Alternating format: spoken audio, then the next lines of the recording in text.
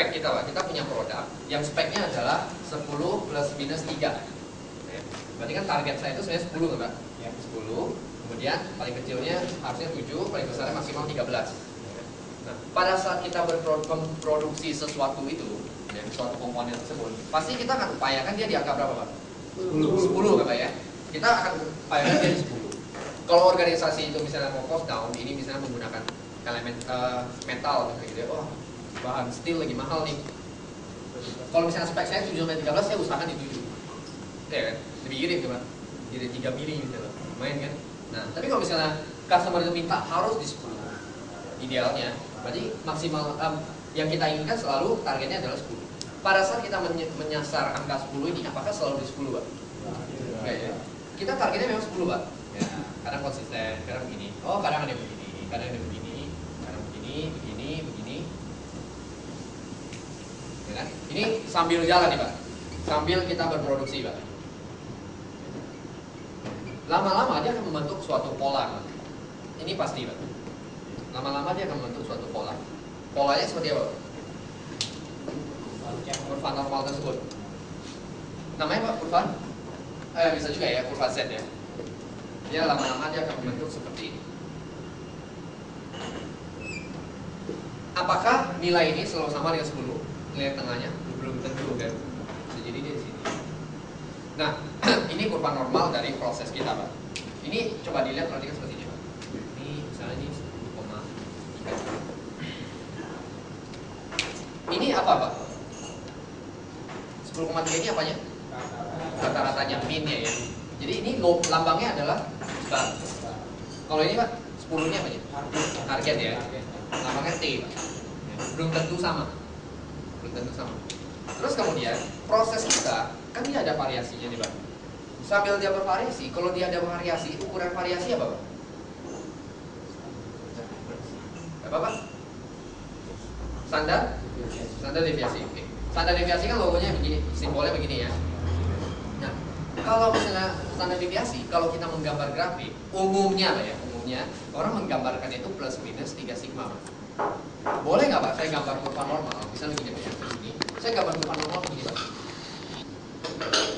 Boleh? Boleh saja Pak, tidak lazim ya. Ini bisa Pak, saya gambarkannya plus minus 1 sigma.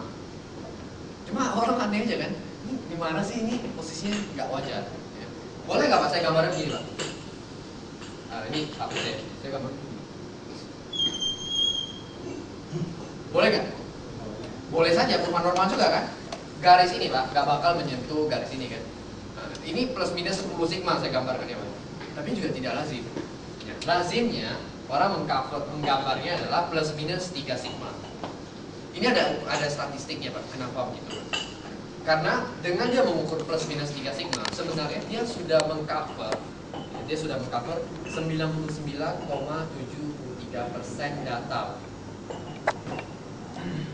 99,73% data ada di gambar ini Pak, plus minus 3 sigma. Jadi saya gambarkan di sini itu, ini ada virtualnya lah Pak ya. Ada sesuatu garis, ini juga ada sesuatu garis. Nah, di sini minus 3 sigma, di sini plus 3 sigma. Itu mengcover 99,73% data. Ada lagi berapa sisanya? 0,27% data kan Pak ya? Nah, kurang lebih Pak, 0,135% ada di sini, 0,135% ada di sini. Secara statistik seperti itu. Dalam jangka panjang akan seperti ini polanya. Cukup jelas Pak? Cukup jelas ya? Bapak Ibu nggak usah pusingin, angka itu datang dari mana? Ini itu hasil pengolahan data statistik.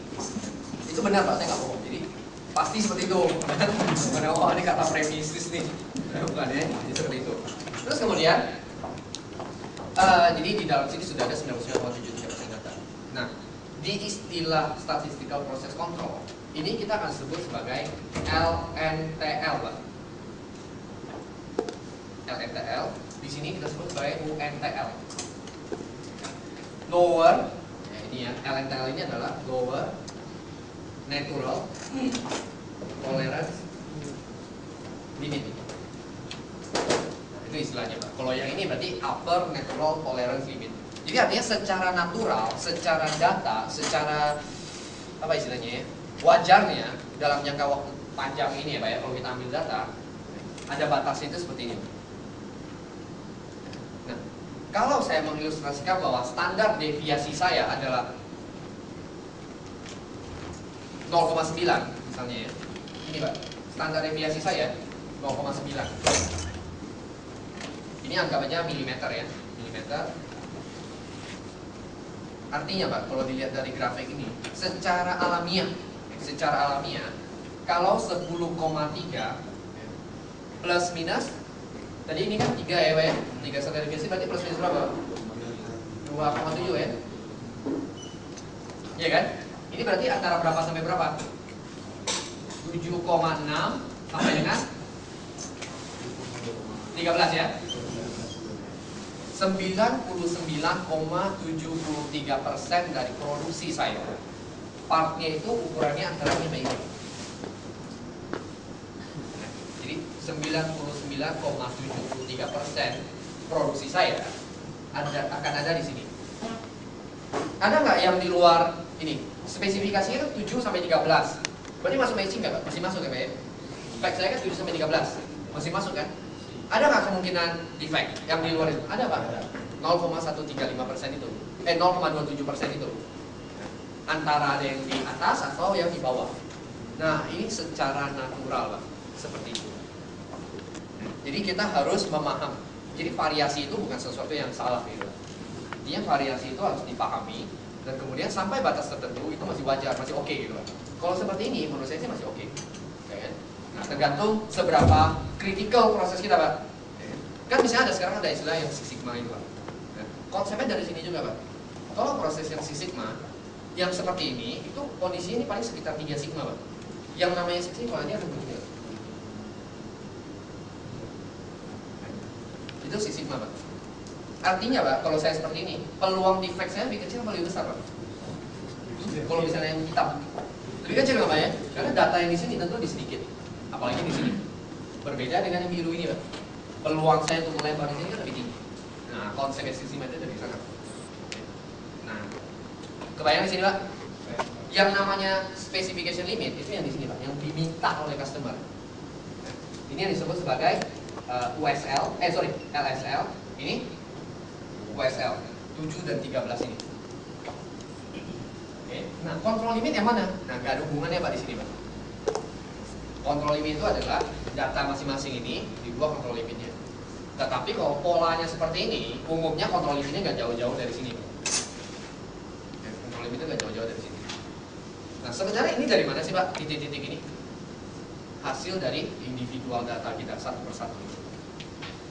Ada pertanyaan di sini? Cukup jelas?